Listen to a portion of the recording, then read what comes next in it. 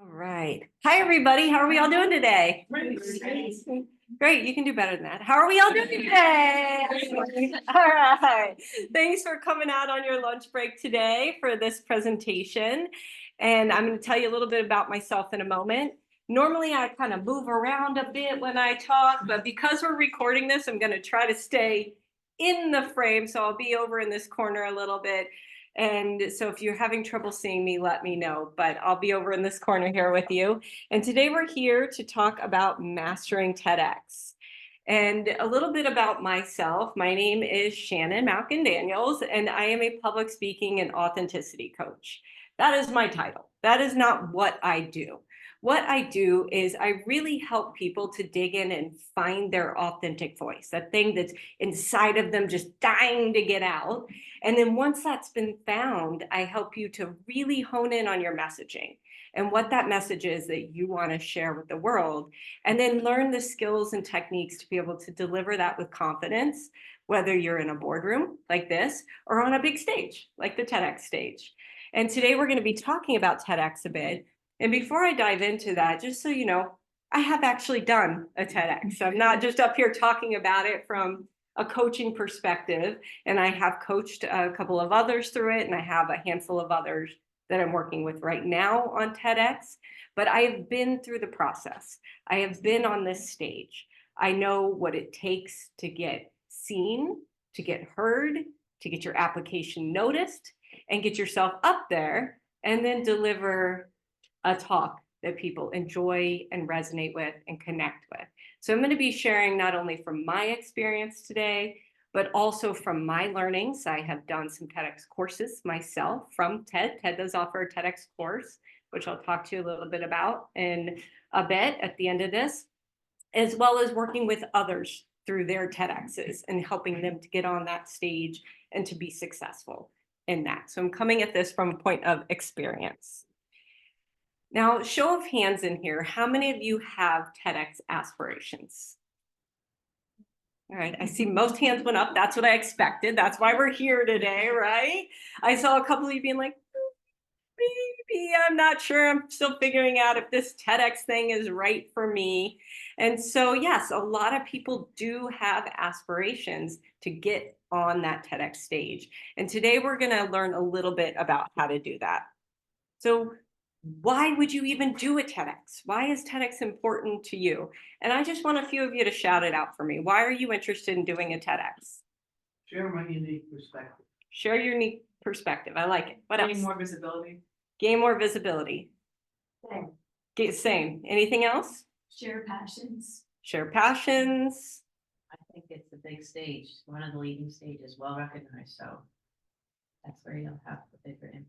Bigger impact, greater Share visibility. information that I've learned to be successful in life and would like to pass it on.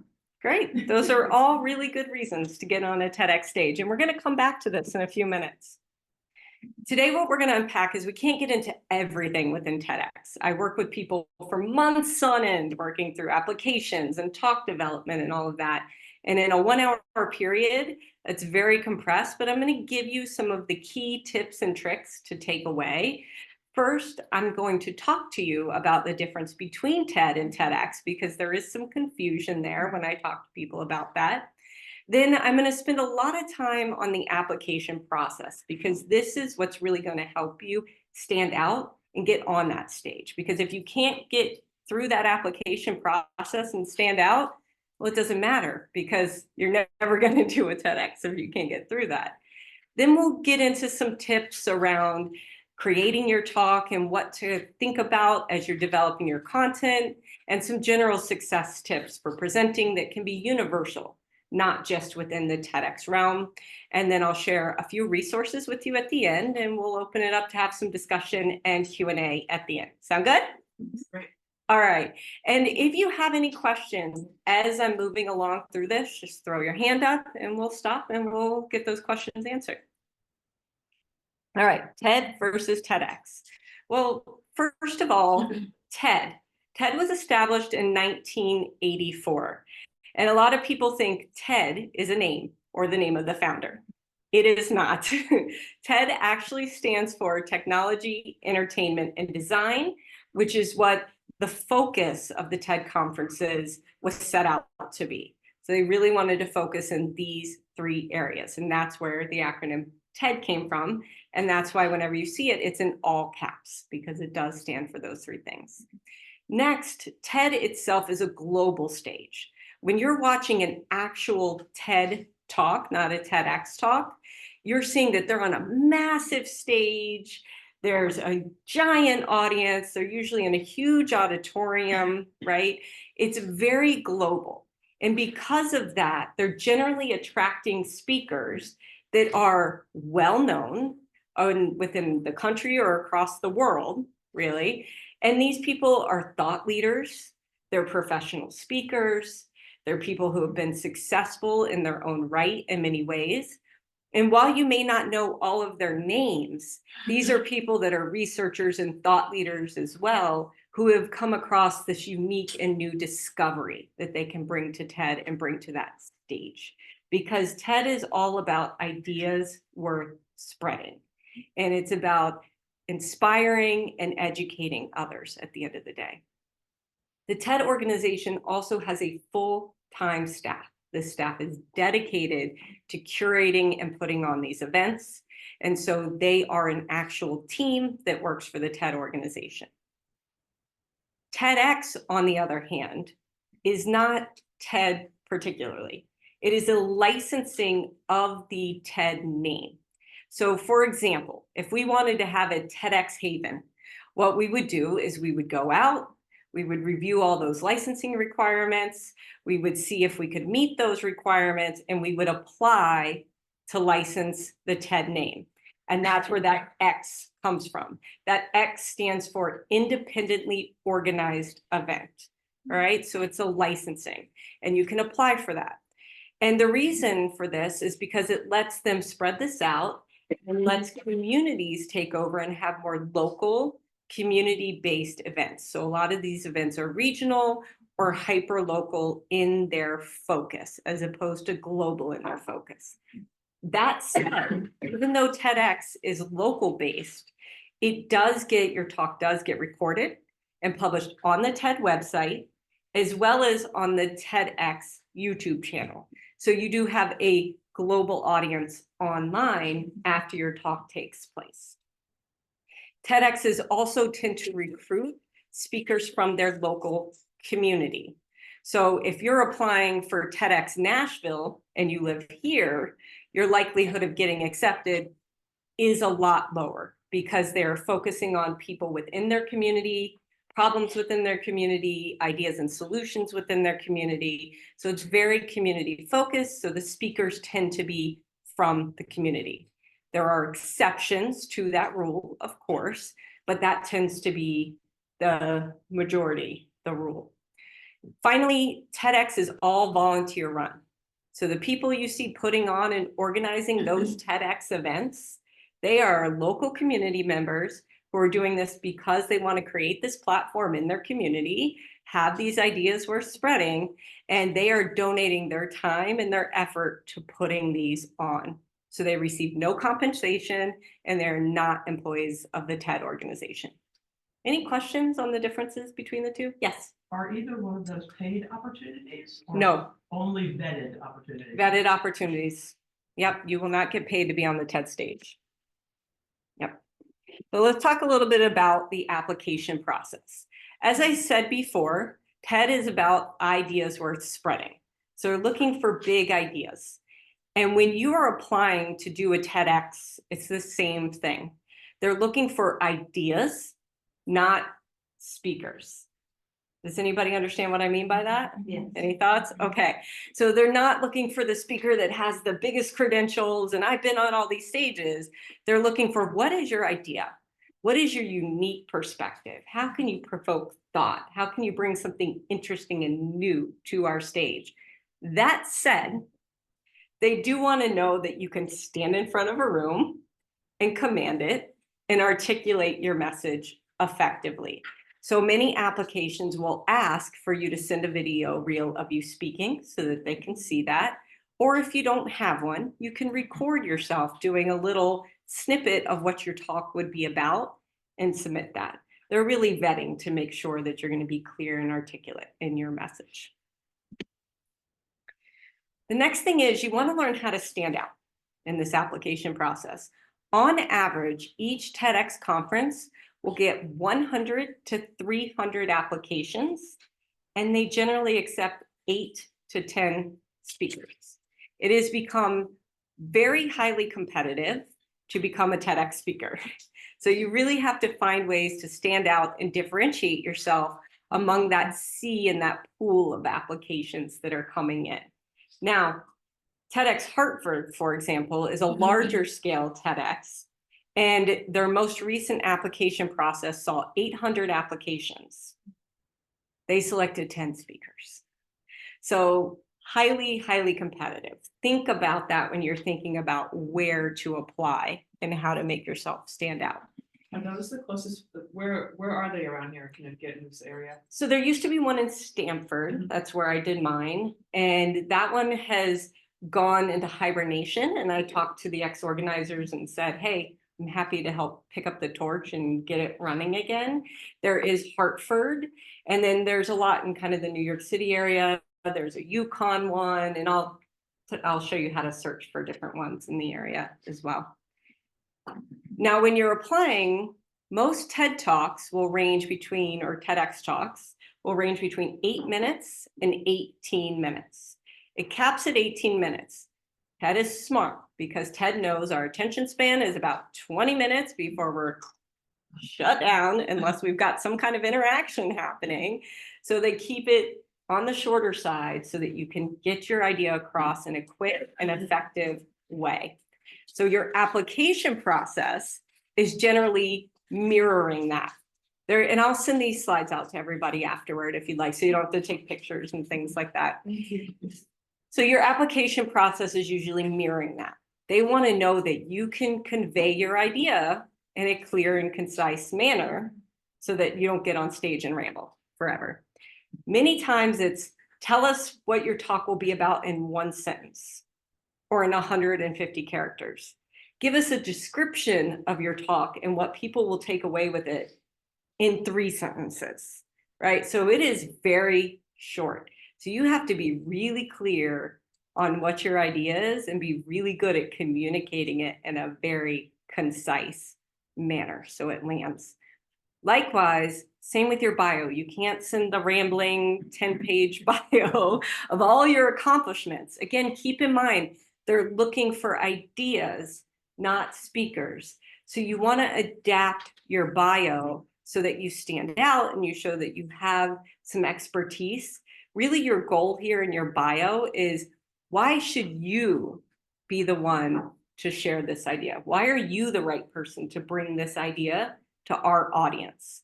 And sometimes they write it exactly like that. Instead of having you submit a bio, they will literally say, why are you the best person to share this idea? Right? So be prepared for that. And when it does say bio, adapt it for that. The next thing is you have to read carefully. I had a client that was, before he came to me, spraying and praying. He had an idea. That's what he wanted to do his TEDx on. And he was just submitting everywhere, dozens of applications. Nothing was happening. Another TEDx client of mine referred him to me. And he said, all right, this is what I want to do. This is my idea. I've got this great story to tell. I'm not getting accepted. What's the problem? And I went through the application process with him and found out he was just submitting the same thing every single time. You can't do that.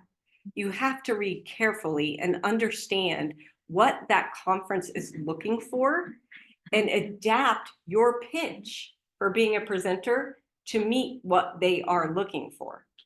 You can't just throw it out there because that's what you want to talk about. It has to fit into what they're looking for. Yeah, and that goes along with this. You have to tailor your talk to the theme.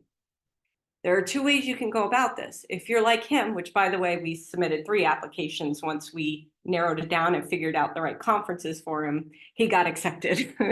So it's about figuring out how to navigate that process, right? And this was a big part of it, tailoring your application to meet the theme. So he already had an idea that he wanted to come in with, our goal was to find conferences whose themes would fit his idea or who his idea would fit within. Or you can work at it backwards. I worked at it kind of backwards. I looked at it and said, hey, Stanford's got a TEDx coming up. I want to see what their theme is. Their theme was community. And for me, I'm big on community. I'm big on getting involved in your community and supporting your community. And so I said, how can I put my spin on community and apply to this? And for me, I don't feel like we measure or define success in the way we should. I feel like success should be measured by our contributions to our community, not by our titles, not by our cars, not by how much money we make, et cetera, et cetera, et cetera, and all of our public accolades, but by the work we do to lift up our community and help others. And so that was how I took my perspective, my unique perspective on something and pitched an idea to that TEDx and got accepted, right? So you can come at it either way, finding themes that resonate with you and developing a talk around that. Or if you've got a talk, finding a conference who has a theme that your talk would fit within. Yes. Do the local TEDx's change their themes yearly, biannually? Usually. They usually change them every year. And then there are some TEDx that have no theme. Okay. So Hartford this year was themeless, right? It was just submit your application. We're looking for things that are interesting and maybe a thread we can pull out and make something out of.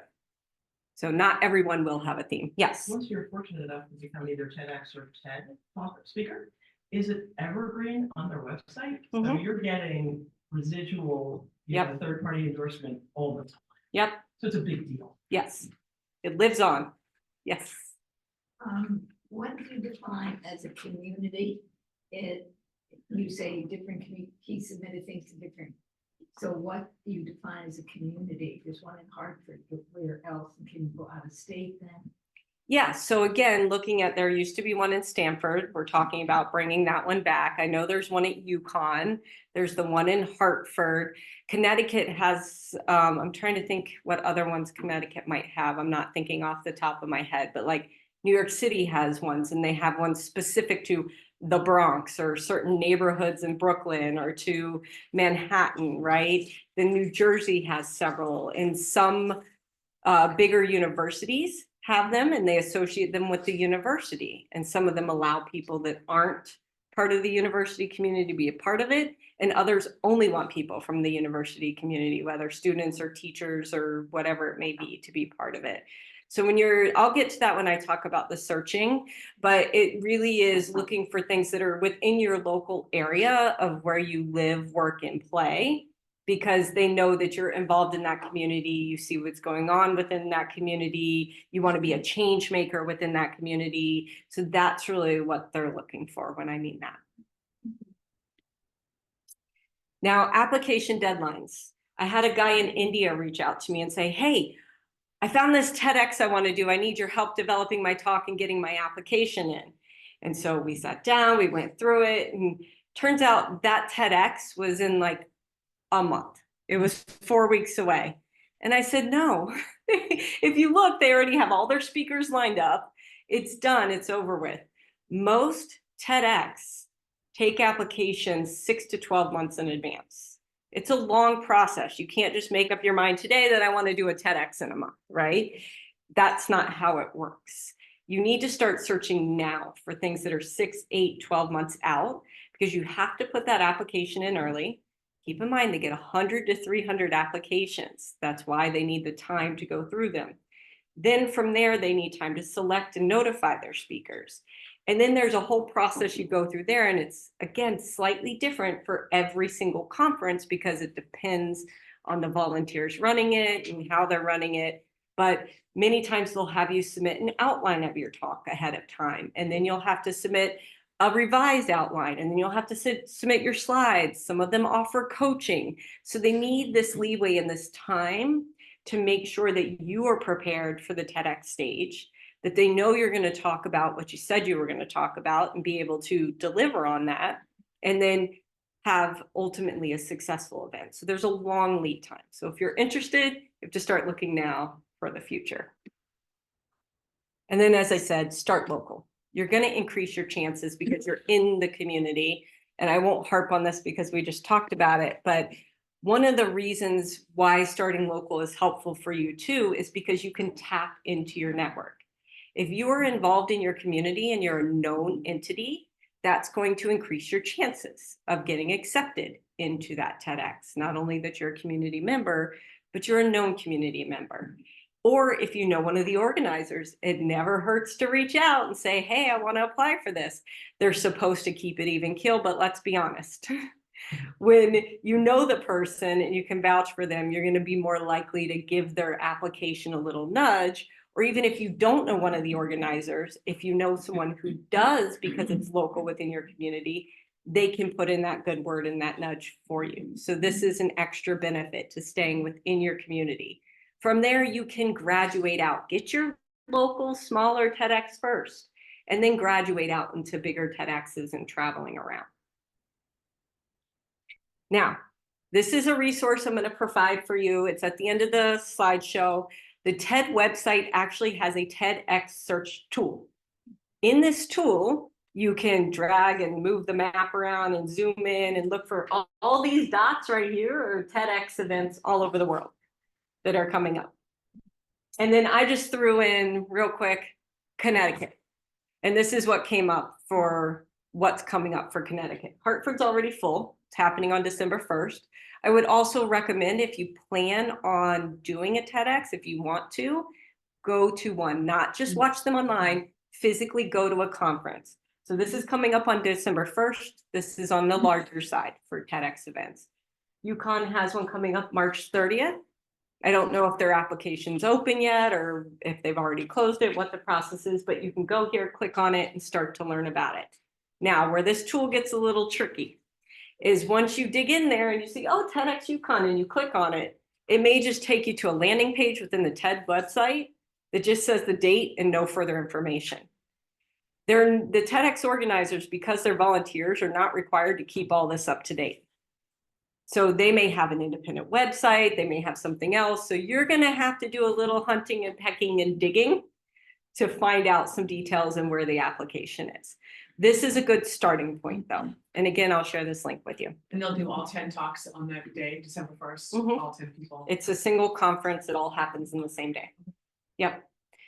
All right. So what I want you to do, you've listened to me for a while now. It's your turn. I want you to, if you have a pen and paper or pull out your phone and just jot some notes in there or laptop, whatever you may have, jot down, what is your goal? How far into the future do you want to do a TEDx? Everybody here raised their hands saying that they aspire to do one.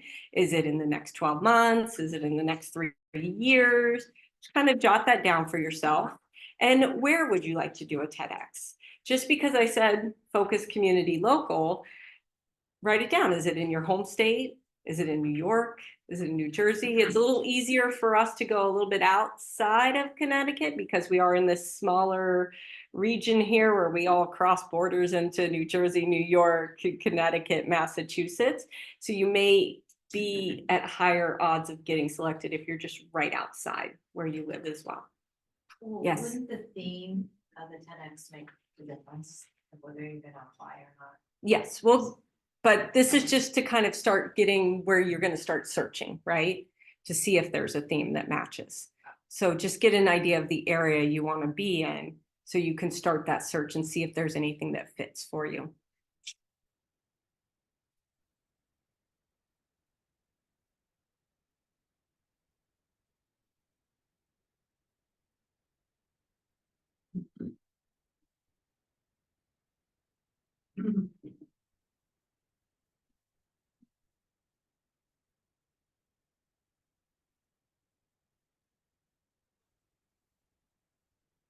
I see a few people still jotting.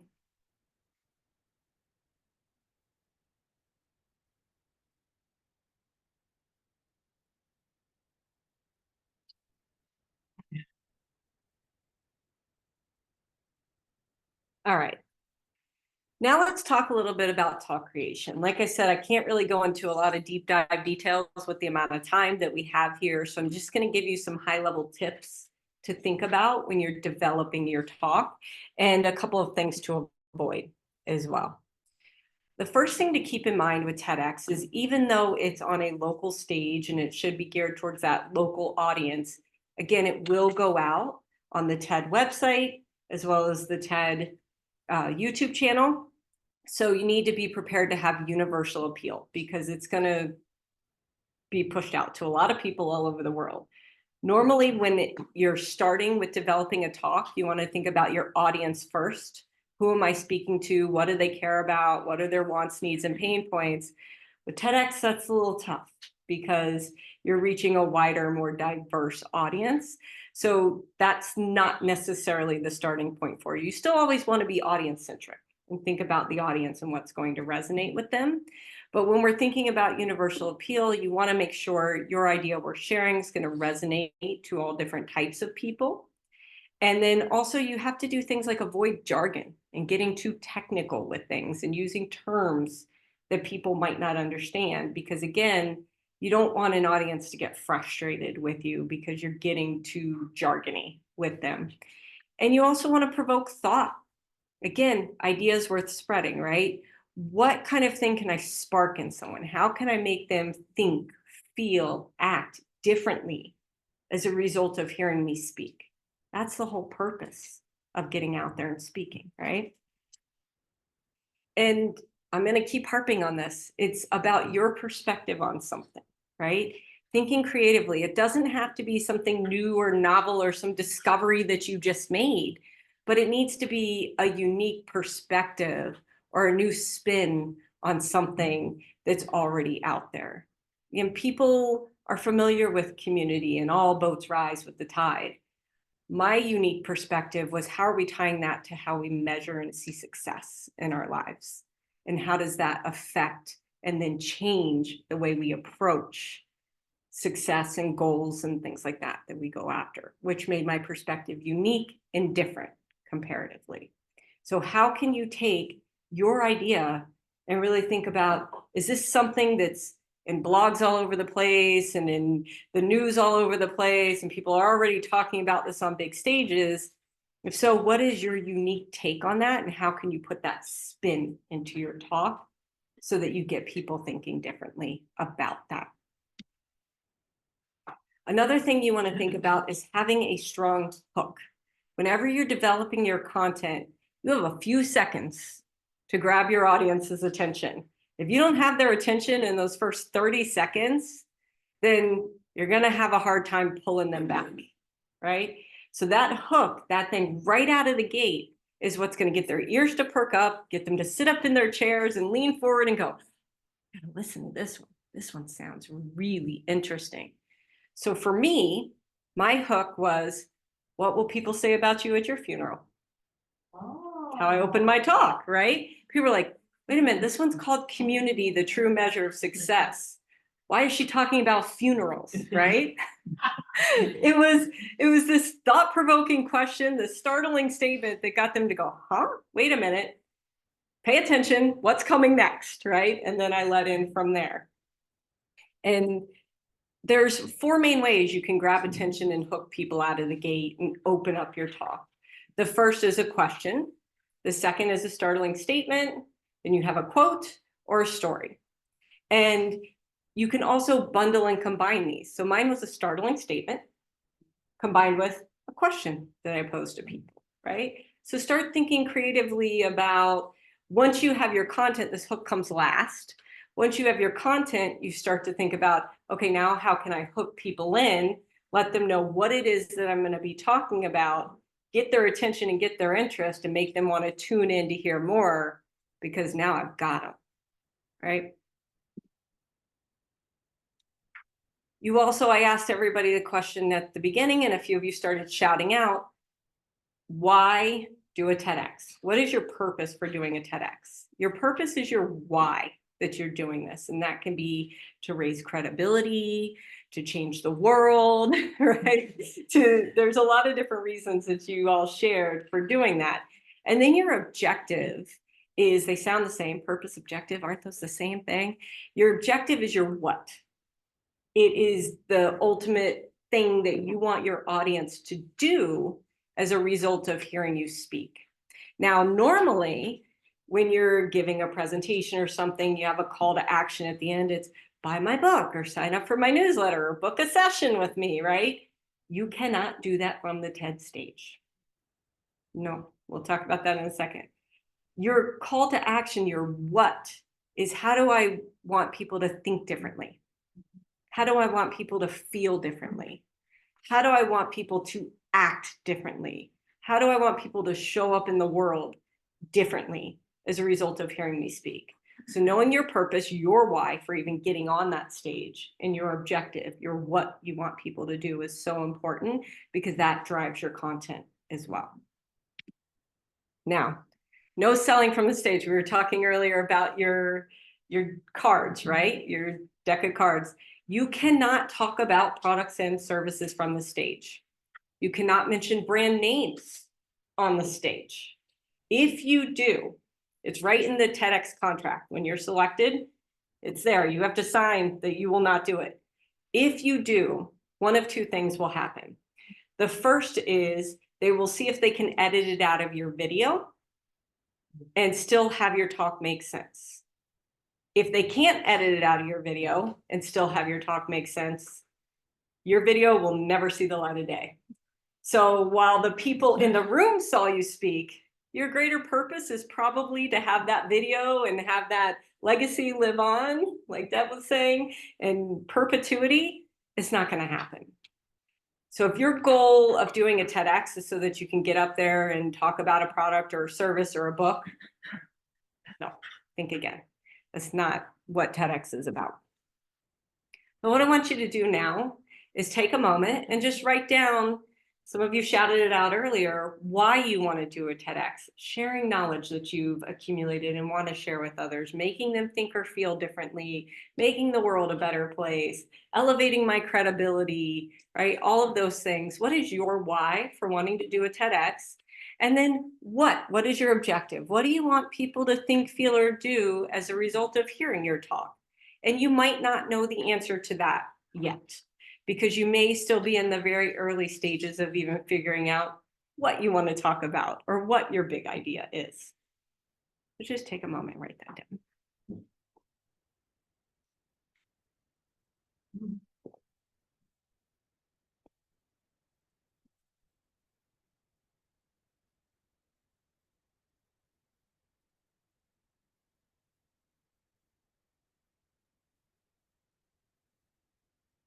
Thanks for coming.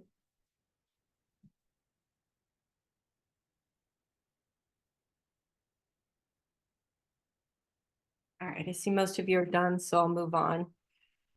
Another tip is to tell a story. People connect with people. We connect with each other's stories. Even if our stories aren't exactly the same, being able to see ourselves in someone else's story is what really sparks us and ignites us. It's not just about facts and information being spewed at you, it's the storytelling component for things. And your story needs to be relatable. You need to be able to let your audience see themselves in your story, even if your story is different from theirs. They need to be able to feel that emotion connected with it. And it needs to be relevant. You can't just throw a story in there because you think it's a good story. It has to make sense for the topic at hand and the message that you're trying to convey at the end of the day. And finally, you want to paint a picture with your story.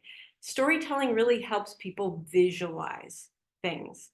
Bring them into it. Let them see it, smell it, hear it, feel it, taste it, all of the senses. Bring that into your storytelling because that creates a greater impact. There's a lot of storytelling techniques that you can use. We do not have time today to go into these, but you'll get this slide deck. You can research some of these, and I do teach these in different storytelling classes and things like that. So if you're interested, let me know. But there's a number of ways you can do that. And likewise, there's different ways to structure a speech or a presentation. And a lot of people don't think about this. They just write it out and go, but there are ways to structure it that make it more effective at the end of the day. And what I'll tell you to take away from this is the key here is to make sure that your storytelling techniques that you're using for your talk and your structure that you choose for your talk are in harmony with each other. You don't want them battling each other and fighting each other. Need to work together. For me, I used a chronological structure for my talk, moving people through my life in a chronological way. And then instead of telling one story that I kept picking up, I used a pedal storytelling structure, which let me tell a bunch of stories from different points in my life that all centered around the theme or the idea, and were in that chronological order.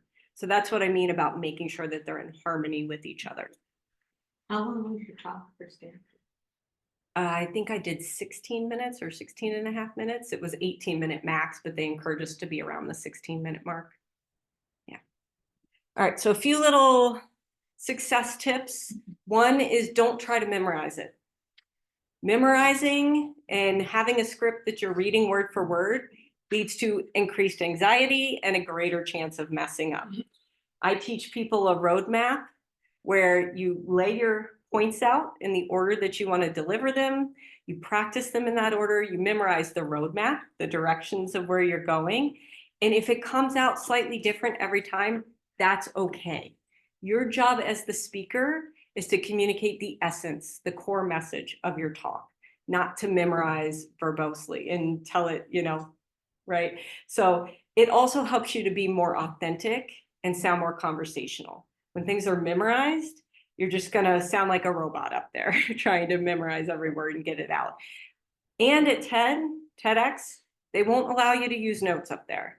You may have a vanity screen. Oftentimes that vanity screen, just like the screen I'm looking at right now, is just the slide, not the presenter view with your notes. You've got to practice and be prepared and work in this way. But you can see your slide. It depends on the TEDx talk, but often they have a vanity monitor in front of you so that you can see it, but it's not guaranteed depending on the talk that you're doing and where you're doing it. Next is to be yourself. Be authentically who you are. A lot of speakers I work with want to mimic other speakers that they're like, I love their presentation style. I want to present like that. No, you need to present like you. I love this quote from Herman Melville. It's better to fail in originality than to succeed in imitation. People are going to connect with you. They want to see who you are and hear your authentic voice and perspective. That's so important in a TEDx, especially. The next is, as you're developing your talk, you need to connect the dots for your audience. If you're moving from point to point and subtopic to subtopic within your talk, don't make your audience do mental leaps and bounds to mental gymnastics to get and figure out how do these things connect to each other. Connect the dots for them. They'll follow along a lot easier and your message will be much more impactful and better received. If you can find ways to build anticipation, do that. That's where storytelling comes in, and you can help to build some anticipation, leave people wanting more, use some cliffhangers here and there, right? That anticipation keeps people interested and on the edge of their seat and really tuned into you. And then you also want to strike a balance between heart and head. Again, a lot of times we like to throw data and information and prove that we know everything out at people. There's an emotional component. As humans, we like to think we use our brains for everything, but our emotions drive us more so than our logic and our reason. So you have to appeal to people emotionally. And then at the same time, if you're presenting new information, you also want to back that up with some facts and data so that they know it's not just you making this up. And feedback. When you are putting a talk together, don't live in a bubble, share it with others. Get a coach, use friends and family, people you know that have done a TEDx before. Give your talk, have them give feedback. It's hard to hear that feedback, but it will make your talk all that much better at the end of the day. And finally, what to wear. You want to be, they say, I think the word is casual chic that they use, right? You don't necessarily have to dress in business attire. You don't necessarily, oh, that's our 10-minute warning, right on time. You don't necessarily need to dress down in jeans and a t-shirt.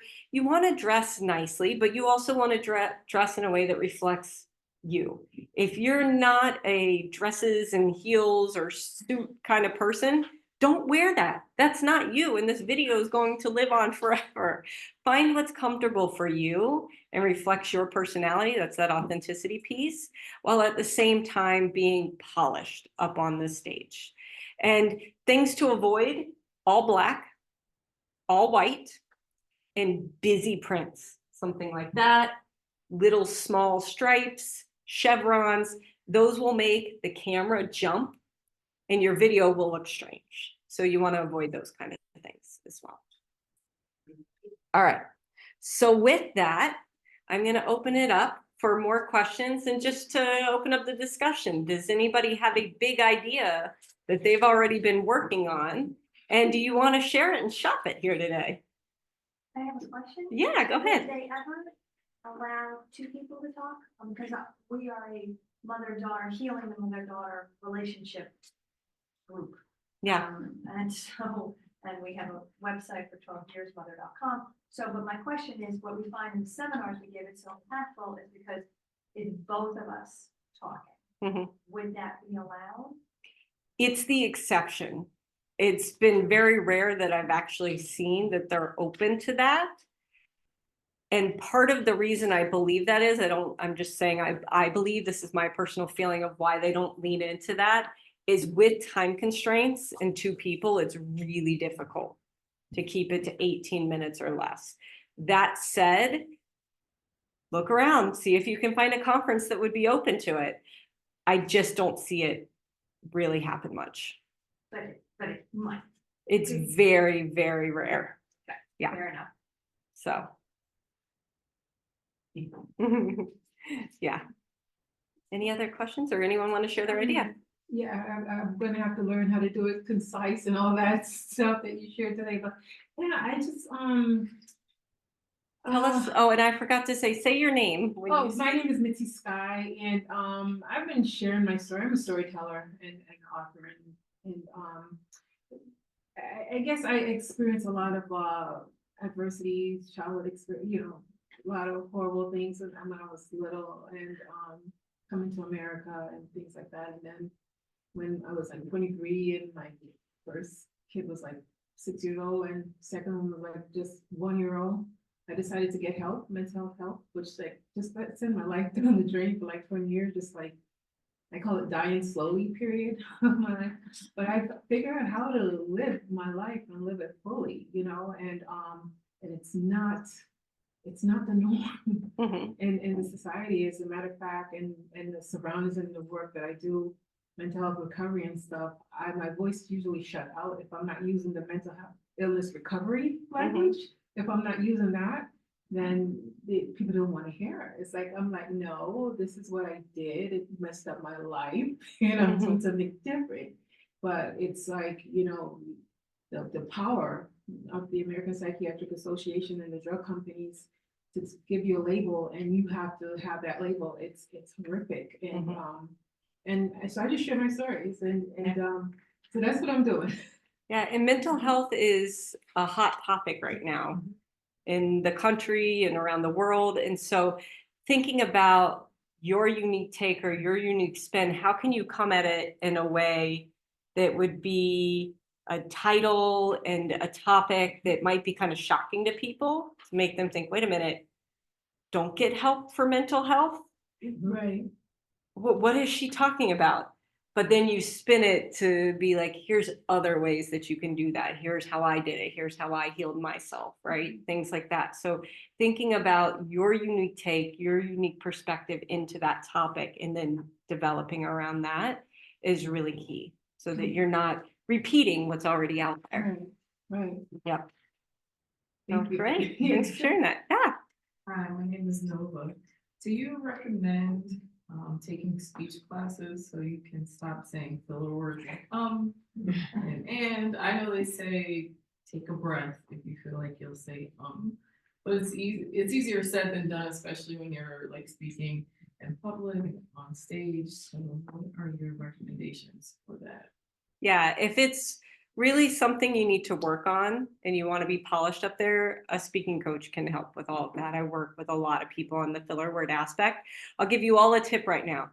Take your tongue, stick it on the roof of your mouth. Now close your mouth and do it. You can't talk if your tongue is at the roof of your mouth.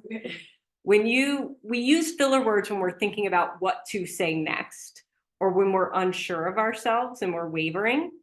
When you're at that place where you feel like, oh gosh, I gotta figure out what to say next, get comfortable with silence. Know that the pause feels like an eternity for you, but to your audience, it's like, breather. Okay, next. Right? 3 seconds to you is like 1 second to them, right? When you're in that place where you feel the filler word coming on, or you're thinking and you're kind of nervous or thinking about what to say next, just tongue on the top of your mouth. That's going to be the first thing there to start helping with that. But yes, a speaking coach can help with a lot of those types of things. You do a great job, because I realized you did not say or again or any of the words at the time, so that's why I asked. I've worked on it for a long time, and I still do say filler words from time to time. It's impossible to be perfect with it.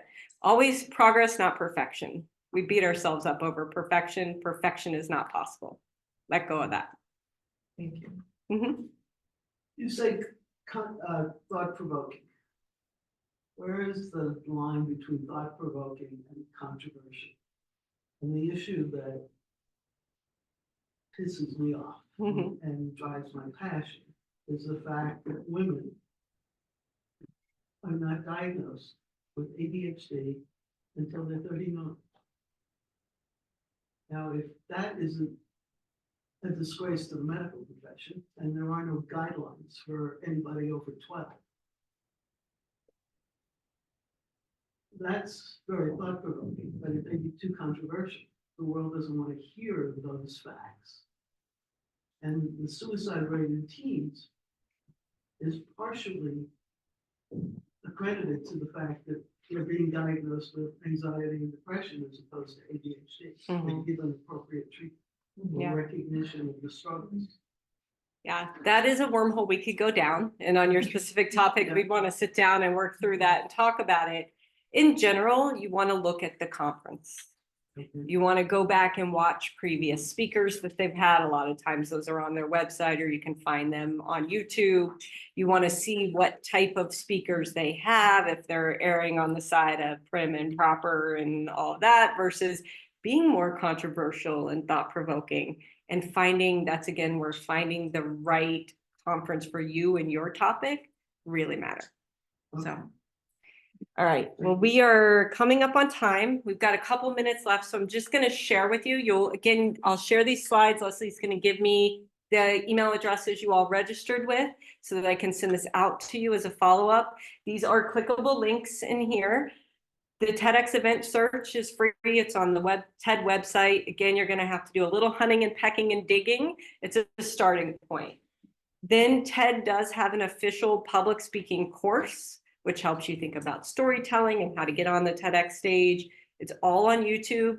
You can watch the first one for free, and then I think it's like $30 or something to watch all the YouTube videos that they have. And then I also on my website have a TEDx guide for aspiring speakers that's in the form of a blog that you can read through and goes over a lot of the stuff we talked about today, and then a few little extras in there about that. And then I'm also doing next month on September 17th, a 3-hour half-day TEDx Spark course where you can come in, and this is more going to be content focused. We're going to be learning and workshopping and doing at the same time to really help you suss out your idea and get more clarity around it and start to try to find TEDx conferences that may align with your topic and their theme. And if you enroll within the next 24 hours until midnight tomorrow night, you can save $50 on that by using the code TEDxMe. And again, this will be in the email that goes out to you after this. And where is the location for that event? Here, right here in this room. Yep. So, and that will be in person only. I'm not doing that virtual because we are going to roll up our sleeves and we're going to work. And then this is my contact information. Feel free to connect with me. I threw some cards in the middle of the table there. And I just want to thank you all for being here. And I wish you the best of luck with your TEDx aspirations. And I know you're all going to go out there and smash it. So thank you.